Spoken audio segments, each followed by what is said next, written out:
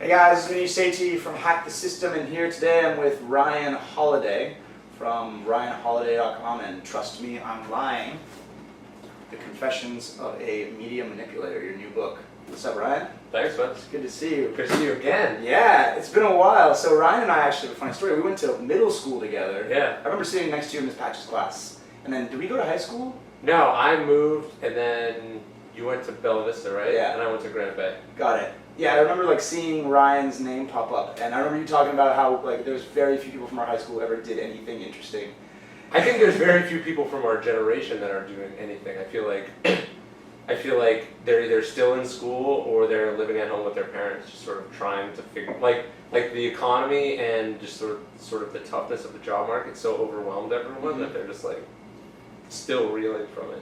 It's definitely true, and one of the biggest themes that we'll be talking about today is about like pursuing excellence or becoming like doing something in our time, in our weird economic turmoil time. But before we get to that, do you want to introduce yourself and talk a little bit about your book? I think it's interesting. Interesting. So I'm in my day job. I'm the director of marketing for American Apparel, the fashion retailer. And then I work with a bunch of different like best-selling authors, public figures, strategists, and I advise them on internet marketing, and just sort of general all-around strategy. And so the book is sort of an expose of what I feel like is the dark side of that business, the forces that control what we see and hear online. The first half of the book is sort of a how-to for how to do all this stuff for people who want to do it, and then the second half of the book for people who want to sort of enlarge their perspective about this, it's sort of the consequences or the risks that playing with these dark arts entail. Yeah.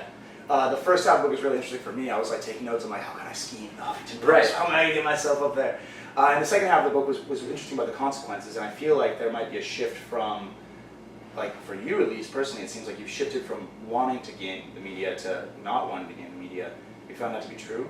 Yeah, I think that's part of it. It's like I understand the game, and I understand these are the things that people need to do to get attention in an attention economy. But then there's another part of me that understands sort of what this all means when everyone is fighting each other for that attention. Like, what does it mean when there's a million blogs trying to be heard over a million other blogs?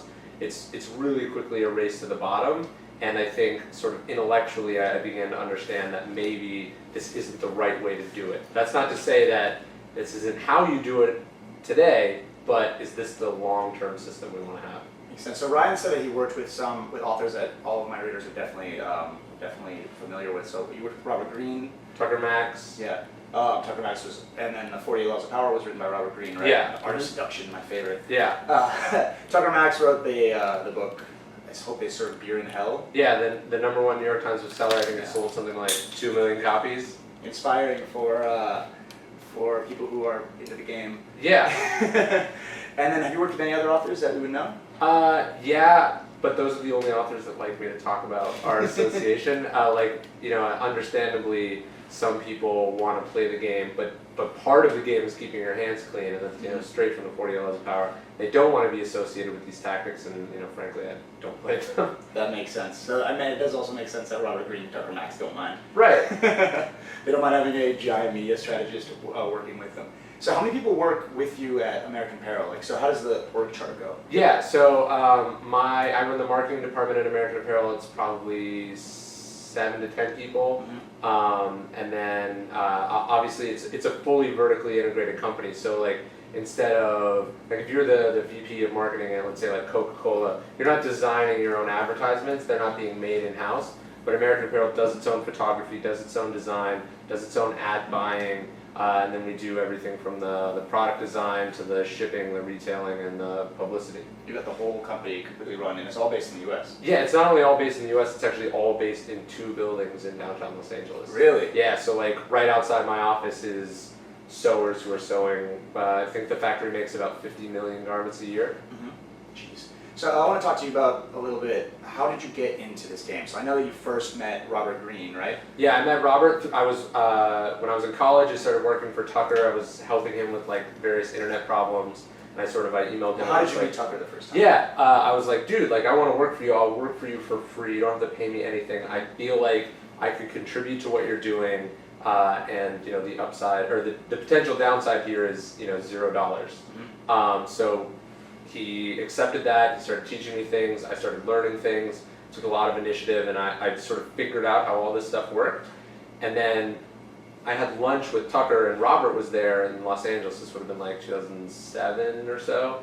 And Robert sort of having similar problems. He was researching for his book, The 50th Law, and he couldn't find a good research assistant, and I sort of jumped on it again. I was like, I will work for you for free right now. So 50 Cent didn't want to do the research? Yeah, 50 Cent wasn't doing the research. Robert is obviously a high-level strategic thinker, and there were just certain things that he wanted someone who, like, whose time was basically worthless, which was me, to go out and chase these leads, like, wherever they would go. And so I spent, hours and hours reading whatever books he asked me to read, marking passages, tracking things down, and I was very fortunate to be able to contribute to that book, and sort of went from there. And then through Robert, who's on the board of American Apparel, I met Doug, who's the CEO and owner of American Apparel, and again, internet problems that I'm sort of uniquely equipped to deal with, and I came in and I never left. Got it. So you've stayed working with American Apparel even through all of these ups and downs, and you're writing your book. Why do you continue to stay with American Apparel? It's weird. I don't think I've ever stopped working for anyone. I still work at all the clients. It's like every time I meet someone new or a new company, I say yes to the opportunity without thinking, whether it's going to, what that's going to mean for my other things, and I just sort of like expand my amount of working hours to facilitate that. So I'm very anti 4-hour work week in that regard. Well, I remember like in 7th grade, my dad told me, he's like, hey, I need somebody to help update our site for the website for our church. And I'm like, he's like, I'll give you $35 one time. I'm like, that's such a steal. Right. So now until today, I still have to update this website. You haven't renegotiated? I haven't renegotiated the contract yet, so it's like, you got to be careful sometimes. But what I've noticed is that people who tend to be excelling, especially at young ages in our generation, always leave the door open to yes. They say yes a lot more, especially at our age. I think you're 26, 25? 25. Yeah, you're 25, I'm 24. Like at our age, it's like important to say yes and to try to do new things to achieve these like goals that you don't know where the rabbit hole is going to go. I mean, unemployment for people our age is like, what, 25, 30%? If you're saying no to opportunities, there's something wrong with you. Did you meet Charlie Hone at your book launch party? Have you met him before? No, I met Charlie 3-4 years ago. Okay. So like I'm a big proponent of, I'm sure you've read Charlie's book, The Recession-Proof Graduate, where it's like he's saying like, look, the way to getting a job is not like applying through some traditional process, but it's sort of like free apprenticeships. And I mean, I'd already done that before I met Charlie, but when I read that book, I was like, this is exactly what I did myself, and so I totally support that. And it's weird now, it's hard for me not to think that way. Like, it's weird for me to like ask people to pay me for what I do, because like I'm still so like eager and hungry to work on cool stuff that it's almost weird to like have that discussion about like money.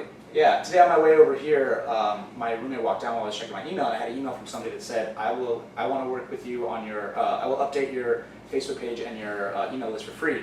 And he looks at it, and I've already had this guy do some work for me. He's pretty good, so we'll talk about hiring him later. But my roommate saw this picture, and he saw the headline, and he's just like, why would somebody send that email out? Right. Like, that seems like a bad way to get a business opportunity. I'm like, no, actually, it's a good way to get a business opportunity. I mean, it's kind of the only way, because like if you think about the competitive advantage that young people have, it's that their cost of living is so much lower, and the sort of the value of their labor is lower, and you've got to exploit that because you're competing with people who might have 10 or 20 years of experience that just got laid off that are willing to fight for those same entry-level positions as you. Exactly.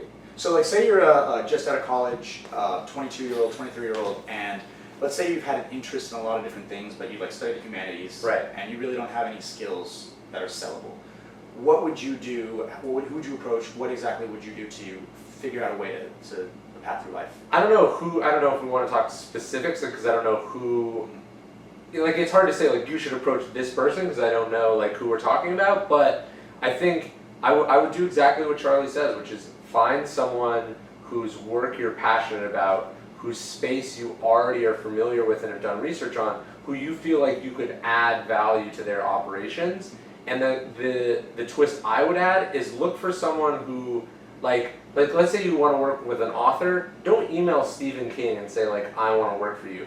find someone who's about to publish a bestseller, or who is sort of getting a lot of buzz, or is just sort of developing. So when you help them, your fates rise together, and you're not going like don't.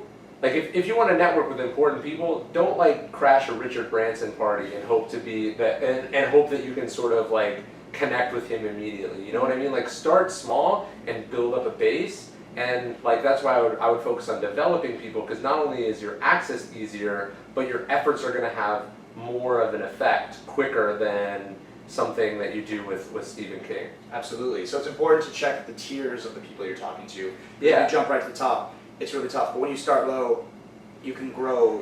Kind of like you're blogging, kind of like getting a post in the first half of this book, kind of like getting a post to the Huffington Post. Yeah, right. Exactly the same way. So don't go pitch the New York Times, pitch the Huffington Post, because they have different sets of standards. And not to say that one is worse than the other, but one is more accessible and likely and realistic for what you're trying to do.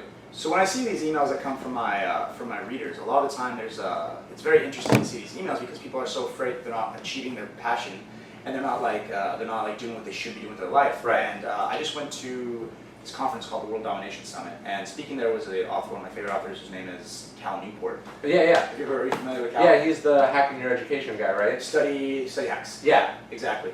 And he just released this new book. Well, it's not out yet, but I read it, the pre-copy, and it's called "So Good They Can't Ignore You." Right. And it's about why following your passion is the worst advice you could possibly have. Okay. And the way he said it, this is the way he showed the chart of the etymology of the words "follow your passion," and it's a complete inverse correlation. It only started being said in 1980. And there's an exact inverse correlation with the use of that word in books and job satisfaction. And it's like a very funny graph to see. Right. And so what he was saying is that he did a bunch of interviews, he did a bunch of studies where he looked at people who were passionate about their jobs. And he found that the only recurring trait of people who were passionate about their jobs was the amount of time that they spent at that job. Okay. Essentially that passion was built, it wasn't found. And so his recommendation was, when you're young, look at your interests, not your passions, because nobody has their pure forever passion. Right. Look at your interests, especially the ones that you think can leverage in the future. If you get really good at a skill like video editing or email marketing, or working with getting people's websites popular, those are skills that are going to be able to be leveraged in the future. Look for an interest, work really hard at it, develop your skills as a craftsman, and then use that in the future to leverage the traits of job that you want. Yeah, I think you want to find a convergence of your passion plus your skill set, and also does that fit into some sort of profitable market, right? Like let's say you're really interested in collecting Russian nesting dolls. That's probably not a passion you want to pursue as a career, That's true. So you want to find something that you're good at, and you also I had no idea that I was interested in PR, that I was good at it. I just sort of I was interested in reading about it, and I was reading about it, and I wanted to test out some of my ideas, and so I sought out someone like Tucker, who gave me an opportunity to do that, and it just happened that the first thing that I picked worked out for me. But maybe I would have hated it, and then I set myself up enough that the costs of failure were cheap, so I could still try other things. Yeah. Exactly. So you work for Tucker for free. It's not like you're hired into a 2-year contract. Right. If things work out, then they work out. And was he already popular at this time? Or he was a popular blogger, but his book hadn't come out. And I think, so people go I'm good at arguing, I'm going to go to law school. That's the worst thing that you can do, because you're not just experimenting with something, you're putting down $100,000 in 2 years of your life that you can never get back, and you've never actually even tried. It's like you're spending all this money to qualify for a career that you may or may not like. And that to me is a risk that I'm not willing to take. I think college is one of those big scams that scares the hell out of me. I think you Totally. dropped out of college too. I dropped out at the end of my sophomore year, but again, I didn't even I liked school. It's just I had this opportunity to do this thing over the summer, which was I was working at a talent management agency that was representing Tucker, and I was sort of shepherding his projects through at that company, and it turned out that I loved it and I wanted to do it, and then that option was better than college, so I didn't go back. But that only came about because I was willing to pursue an interest and pursue a skill as sort of a nascent skill that became more than just a nascent skill, and it became a full-blown talent. And then it was do I want to go back? Do I want to put all this shit on hold to go back to school to not be able to do what I want to do? It makes sense that like people today, especially when I was in college, and I saw your guest post on uncollege.org, which was about dropping out of college and why it makes sense. I feel like there's like, ever since we were young, we're being told that you have to go to college, you have to go to college, you have to go to college. I know that we went to the same middle school and we were told that every day. I mean, we were in middle school, we were being trained to go to college. So we were taking our high school classes in middle school so then we could take our college classes in high school. So then when you get to college, it's like, and then you get to college and you're like, wait, this is what I was preparing for? Like, yeah, it's not easier than high school. Yeah, it's not only easier than high school, you're doing the same dumb group projects, the same like crappy study groups, and like, I don't know, I thought college was going to be this like bastion of learning and everyone was going to be talking about books and theories and all this cool stuff, and then it turns out it's like none of these people care. They care even less about learning than they did in high school. Exactly, there's not even like a segmented AP class anymore. Right. It's just everyone's in the same skill. Totally. And I find that like I advise all my readers who are in college, they're like, so what do I do? You know, I have this opportunity, I want to finish school, and I'm like, listen guys, like the only reason that we think school is important is because our parents tell us it was important in their generation. Right. And when they were in school, it made sense. You go to college, you will get a job. That's how it was 40 years ago, 50 years ago.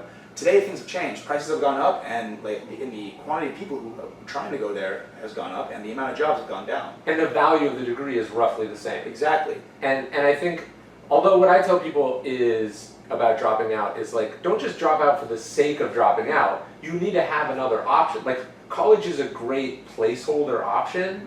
You know, it's like, it's what you should do in the absence of any compelling other options. But if you are thinking that just going to college and then you graduate, there's going to be people knocking down your door to give you the job of your dreams, you know, you've got another thing coming. My graduating year, I took several years off at Stanford, and the year before us, there was a 81% employment rate coming out of Stanford. Right. The year I dropped out was 2008, 2009, and there was an 18% employment rate from Stanford University. It was like unreal. Yeah, I mean, like, I think times have changed, and suddenly even like the best and brightest universities can't get jobs. I mean, I think the majority of all college graduates return home and live with their parents after they leave school, and so to me, that's like the scariest thought in the world. That's way worse than being out in the world and not having a degree. Like, I'd rather have my own apartment than a degree and live with my parents, you know? Absolutely. So you seem to be one of these experts in networking. You're really good at like meeting the right people, getting you ahead. And you said it started off getting lucky at the beginning, right? By just like stumbling, like, well, I guess getting lucky, but also putting forth an effort to meet Tucker Max. Since then, have you found any traits or any patterns that will help someone meet the people that they think they need to meet? Yeah, I mean, I think if like, so for instance, like when I talk about blogging, like how to sort of get stuff on blogs, right? And then people always go like, well, so what blog should we get on? And to me, it's like, wait, you don't know what sites are popular like in your niche, then you don't care enough about your thing to really be giving it a go in the first place. Like, if you're not reading all the influencers in your space, you're not doing your job, right? It's true. And so for me, like, I don't see networking as being this separate end or this like task that people should do. It's like, if you're not so interested and passionate about your space that you want to meet the leaders in it and you know who they are and you're sort of like traveling in the same circles, it's like you're not doing your job. That's the way that I look at it. I don't look at networking as being this like special thing I do on the side. It's like I care about what I do and I want to get better at it and I want to know all the secrets and tricks, and so meeting and talking and trading information with the people in my space is like the best way to do that. That makes sense. So your book is basically about how to get things, like how to get articles that are written from low tier blogs up to bigger and higher tier blogs. Can you give an example of some marketing you've done for American Apparel? Yeah, like we just did this campaign last week where we used a 60-year-old model, like basically an old woman in one of our ads, and like I think the photos are really compelling and they're really interesting, and they ended up being all over the internet, all over the media. They probably did millions of impressions. But people don't know, we spent $1,500 on that ad campaign. Not only like we pay our models about $50 an hour, so like the costs of using the model were incredibly great. But the way we marketed that campaign was we bought space on an influential blog for not a lot of money, and then we knew that if we made something that was so interesting and so compelling that people couldn't not talk about it, that ad would stop being just an advertisement and start being sort of a social object, like a source of discussion, and it would cross the boundary from ad to content, and we design our campaigns with that in mind. How do we make this become something that people talk about? And that tiny story broke on, I think, a blog called fashionista.com, and it ended with stories in the Hollywood Reporter, the Daily Mail in the UK, huge other blogs from like Gawker and Jezebel to Adweek. And that was because we did something that was cool and interesting, but we traded up the chain from a tiny blog to basically the biggest sources in advertising. So you engineer your campaigns to be viral, have a viral component built into it. You also have the name of American Apparel, so it's going to be shaped and thrown upwards on its own. Right. But say you're Ryan Holiday at Holiday.com, you have your blog, your own personal blog, RyanHoliday.com. And so have you done anything with that to try to get it spread virally? Yeah, I mean, that happens all the time, right? It's like you write a story, and Tyler Cohen of Marginal Revolution, he reads your blog, so he gives you a link, and then you know that the LA Times reads Tyler Cohen's blog, and so the next thing you know, you're being featured in the LA Times. Mm-hmm. But if you pitched the LA Times, they'd never be interested in writing about you, right? Because they're like, who the fuck are you? But when you sort of pop up on their radar organically, then it's like they're discovering you, and they're more than willing to talk about you and your stuff. So it's kind of like have a friend recommend you to be on a blog rather than emailing a blogger directly saying... Right, you've got to cultivate a list of influential readers who have bigger platforms than you. Mm-hmm. So because not everything you write is destined to go viral. Like I'm not as good as the guys at Boing Boing. That's not what I'm trying to do either. Like I don't do this full time. But if I know that the people at Boing Boing are reading my stuff, when I do something that fits for them, they're gonna popularize it for me. Makes sense. It's also interesting that you talk a lot about engineering your content to have valence, to either be positive or negative, but to inspire emotion, not sadness, but anger or positive, intense support. You've got to provoke a reaction if you want people to have a reaction. Yeah. You can't just hope that what you do resonates with people. You've got to think about what resonates with people, right? And you've got to deliberately try to attain that. Otherwise, you're just hoping, and hoping doesn't work. So what is your thought though for a beginning blogger to say, for example, I have a friend named Benny Lewis who writes a blog about how to learn a language, and his most popular post of all time, which is crazy popular, is called 21 Reasons I'll Never Live in the United States of America. Right. And of course, if you look at the comments, it's 50% of people saying, yeah, fuck the US, and the other half saying, I really, you guys are idiots, it's the best place to live in the world. And that makes sense for him because it's true. Right. But I feel like people who might read this book and then they'll launch a blog that's just designed just to have viewpoints that are contrary or inspire anger. And do you think that for a beginning blogger, that might be a bad? Yeah, look, I don't think this is something you pursue all the time, and I don't think this is something you pursue off the bat, because first off, you have to have a base audience of people who support and like your stuff. Otherwise, you just become otherwise you're just better off writing articles for Cracked. You know what I mean? Write your one-off articles for other sites and get paid to do that. Mm-hmm. But if you're trying to build your own site, I think you want a mix of these sort of crazy pieces that bring people in, and then also the day-to-day content that makes people read regularly. That makes sense. And do you think that there's a quantity that should be used for up-and-coming bloggers? I think you can get really Aspergery about it and sort of start saying 20% of your post should be this and 20% should be that. I don't think about it like that. I just think you've got your audience who you want to serve, and then you've got all the people out there who don't know about your stuff, who you want to know about your stuff, and you've got to throw something out, you've got to reach out to them occasionally to bring them in. And so I think guest posts are a great way to do that, because that way you're writing the really solid, consistent stuff for your site, for your loyal readers, and then every once in a while you're going out there and you're putting something on a different platform with different rules, and you're acquiring lots of readers, like your How to Learn Any Language in 30 Days post that you did for Lifehacker and stuff. If you'd done that on your own site, would it have been as popular? It wouldn't have been popular at all. Right.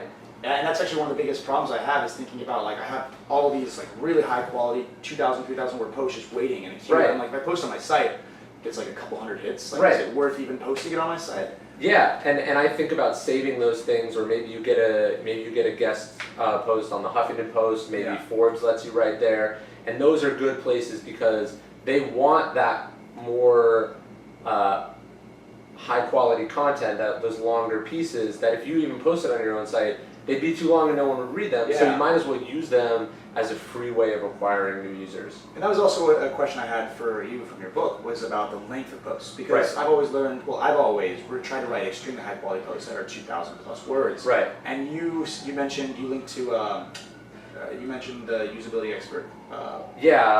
Nielsen. Yeah. About that all posts should basically be removed, 40% of it should be removed, and you'll only lose 30% of value. Right.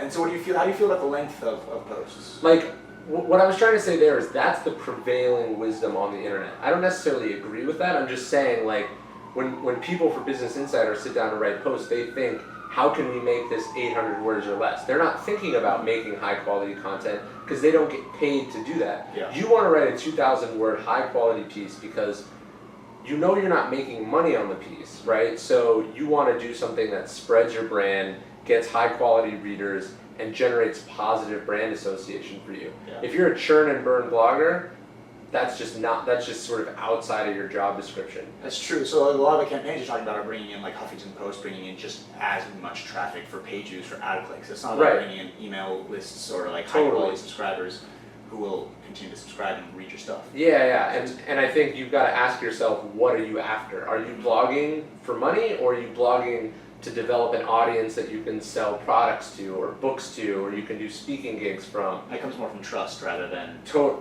It's the from. difference between playing a short game and a long game. Got it. And you've seen that the biggest companies these days tend to be trying to run the short game. Overwhelmingly so. So who are the biggest or the worst players in this category? I think these days? Gawker, Business Insider, most of the Hollywood gossip stuff. Mhm. Like, Perez Hilton doesn't care if the story that he breaks turns out to be right or not, because he wants page views from it, and he knows that once you click, you can't unclick. You know, there's no dislike button.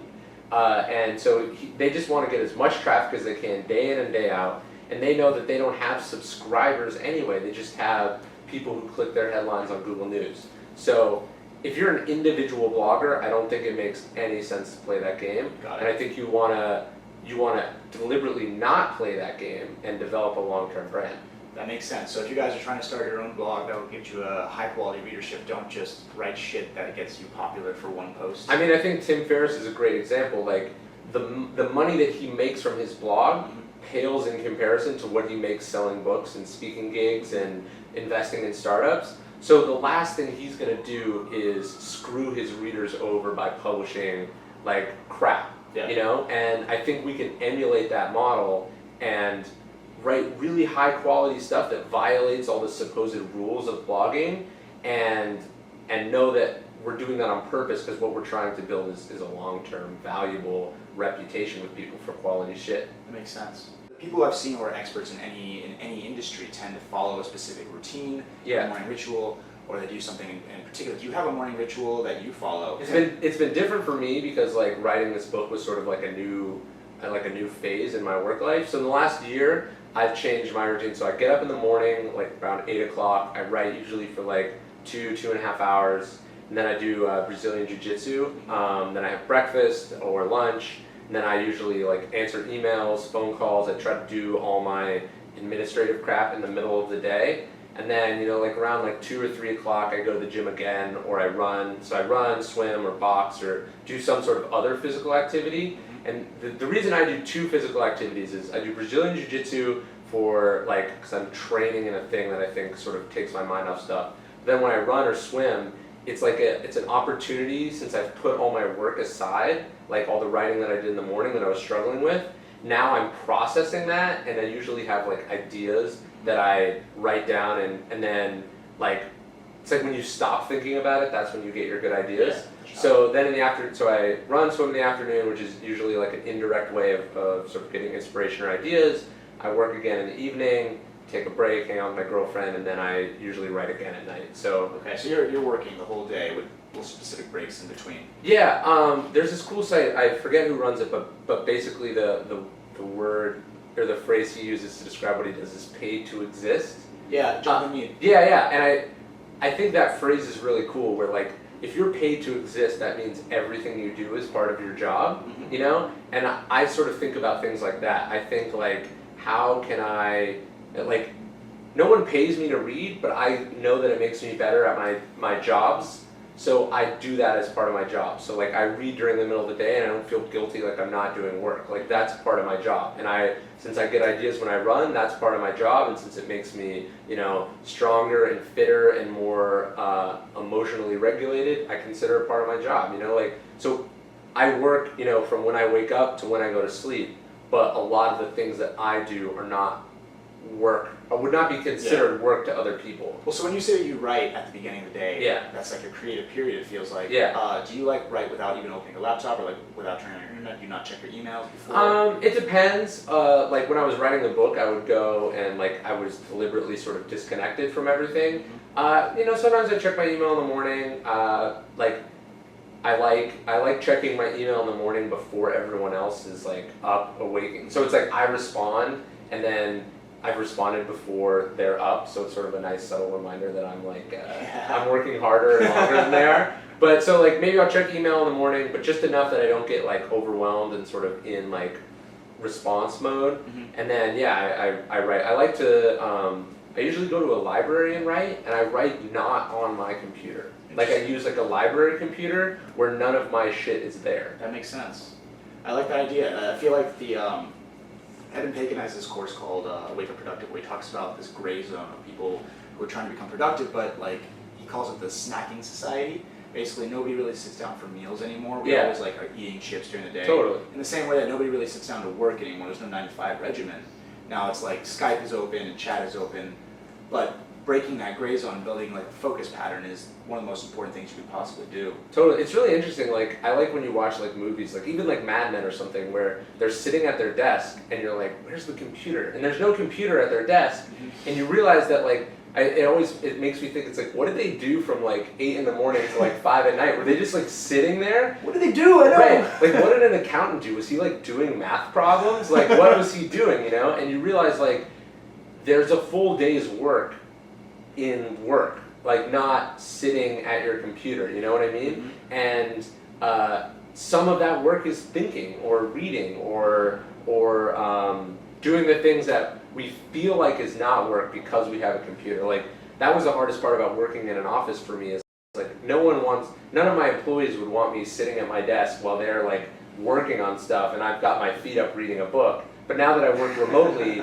like I still consider that part of my job, and sort of takes the stigma out of a lot of those work things. So how do you see yourself in the future? Do you see yourself moving back to LA to work one-on-one, or? I don't know where I'm gonna go. I think I like New York a lot. I like Los Angeles a lot, but I don't know. It's not like the right culture for me.